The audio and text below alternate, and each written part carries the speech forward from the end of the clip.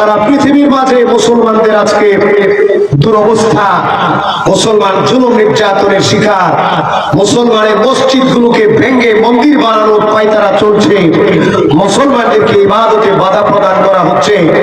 গতকালকের আন্তর্জাতিক রিপোর্টে ভারতে নরেন্দ্র কসাই মোদীর প্রেতাত্মারা আমাদের 5 জন মুসলমানকে গুলি করে হত্যা করেছে।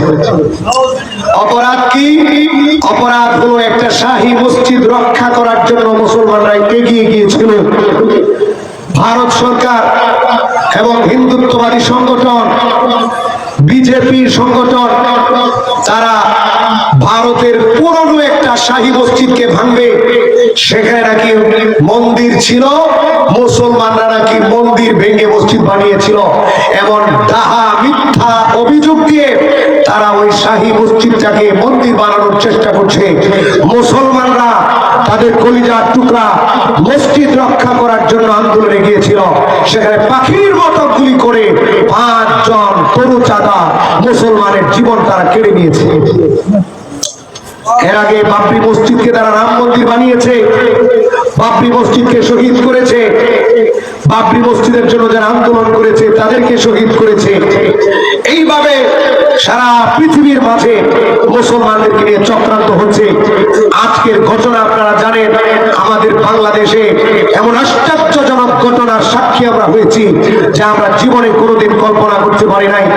আপনারা জানেন, হিন্দুত্ববাদী সন্ত্রাসী সংগঠন ইসকন তারা বিভিন্ন ভাবে বাংলাদেশের শান্তিকে বিনষ্ট করার জন্য, বাংলাদেশে অরাজকতা সৃষ্টি করার জন্য, ওই পরাজিত সরকারকে আবার বাংলাদেশে পুনঃপ্রতিষ্ঠা করার জন্য তারা ষড়যন্ত্র করে আসছে, মুসলমানদেরকে হামলা করে আসছে, মুসলমানদের দোকানে হামলা করে আসছে। আজকে তারা একজন আইনজীবী, মুসলমান একজন আইনজীবীকে জবে করে হত্যা করেছে প্রকাশ্যে, বলে নাউজুবিল্লাহ। এত বড় স্পর্ধা তারা দেখিয়েছে। চট্টগ্রামের আদালতের সামনে মুসলিম একজন আইনজীবীকে প্রকাশ্যে জবে করে হত্যা করেছে। আপনারা দেখেছেন, অনেকে শুনেছেন। এবং যে মুসলমানরা হিন্দুদের মন্দির পাহারা দিয়েছে, হিন্দুদের বাড়ি পাহারা দিয়েছে 5 আগস্টের পরে, সেই ইসকন সংগঠন সন্ত্রাসীরা, হিন্দুরা আমাদের মসজিদে আক্রমণ করে মসজিদ ভেঙে দিয়েছে, মুসলমানদের দোকানপাটে আক্রমণ করে নষ্ট করেছে, অসংখ্য গাড়ি ভাঙচুর করেছে আজকে। তাহলে আমরা কি ভালো আছি? ভালো নাই। আমাদের দেশ ভালো নাই। আন্তর্জাতিক ভাবে আমরা ষড়যন্ত্রের শিকার, জুলুম নির্যাতনের শিকার। আমরা এত চেষ্টা করছি, এত দোয়া করছি, কবুল হচ্ছে না, আল্লাহর সাহায্য আসছে না। এর অন্যতম একটা কারণ হলো আমাদের ঈমান দুর্বল। আল্লাহর সাথে আমাদের সম্পর্ক নাই, আল্লাহর সাথে আমাদের মহব্বত নাই। দোয়া করলে দোয়া কবুল হয় না। এত রুনাজারি করছি, এত হাজারি করছি, এরপরেও আল্লাহর সাহায্য আসছে না। পরীক্ষার পর পরীক্ষা আসছে। অন্যতম কারণ হলো আমাদের ঈমান দুর্বল। কবি বড় চমৎকার বলেছেন, আজ भी हो जो इब्राहिम का ईमान पैदा, आज भी हो जो इब्राहिम का ईमान पैदा, आग कर सकती है एक अंदाज़े गुलिस्ता पैदा। কবি ডাক দেয়া বলেন, বর্তমানেও যদি আমাদের ঈমানটা মজবুত হয়ে যায়, আমাদের ঈমানটা ইব্রাহিম আলাইহিস সালাতু ওয়াস সালামের মতো দৃঢ় হয়ে যায়, শক্ত হয়ে যায়, তাহলে ইব্রাহিম আলাইহিস সালাতু ওয়াস সালামকে নমরুদ আগুনে নিক্ষেপ করার সময় যেমন আল্লাহর সাহায্য এসে ইব্রাহিম আলাইহিস সালাতু ওয়াস সালামের ওই বিশাল অগ্নিকুণ্ডকে এয়ার কন্ডিশন বানিয়ে দিয়েছে, বর্তমানেও আল্লাহ রাব্বুল আলামিনের সাহায্য এসে আমাদের উপরও আল্লাহর সাহায্য এসে কাফের মুশরিকদেরকে পরাস্ত করতে। কথা বলুন ঠিক কিনা? কিন্তু আজকে তো আমাদের ঈমান দুর্বল, আল্লাহর সাথে প্রেম নাই, আল্লাহর সাথে মহব্বত নাই, যার কারণে আল্লাহর সাহায্য আসছে না।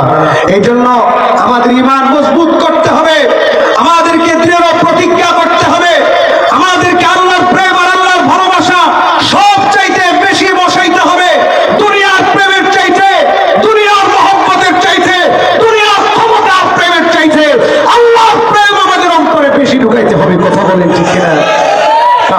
নাস্তিক মোরতাদ আর কাফেররা আমাদেরকে দেখে ভয়ে থরথর করে কাঁপবে, যেমন সাহাবায়ে কেরামকে দেখে ভয়ে থরথর করে কেঁপেছে। কথা বলেন ঠিক কিনা?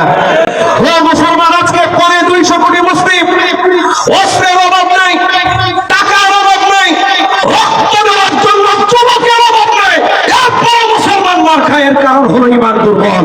ও মুসলমান, ইমান যদি মজবুত করে আর লক্ষাধিক মুসলমান যদি রাজপথের জিহাদের ময়দানে ঝাঁপিয়ে পড়ে, ওই ইসরায়েলি ইহুদিরা পালাবার রাস্তা খুঁজে পাবে না, পালাবার রাস্তা খুঁজে পাবে না। কথা বলেন ঠিক আছে?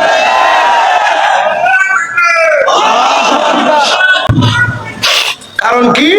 আমরা রক্ত দিতে প্রস্তুত না। সৌদি আরব চিন্তা করে, আমি যদি ইসরায়েলের বিরুদ্ধে যুদ্ধে লাগি আমার ক্ষমতা চলে যাবে। ইরান চিন্তা করে, আরে একটু মুখ দিয়া বললেই হয়, বাস্তবে যুদ্ধ লাগলে আমরা পারবো না। তুরস্ক চিন্তা করে, আরে একটু ধমক দে, শুধু ধমক দিয়েই ক্ষান্ত। মুসলমানদের পাশে রক্ত দেওয়ার মতো আমাদের মুসলমানের বড় অভাব, ইমান দুর্বল, সবাই আছে ক্ষমতা নিয়ে। কথা বলেন ঠিক কিনা?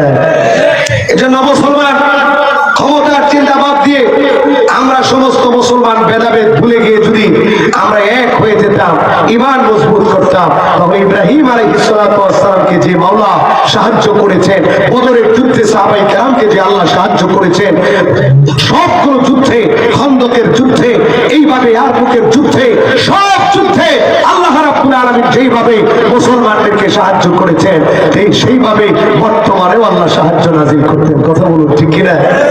কিন্তু আমরা দুর্বল হয়ে পড়েছি।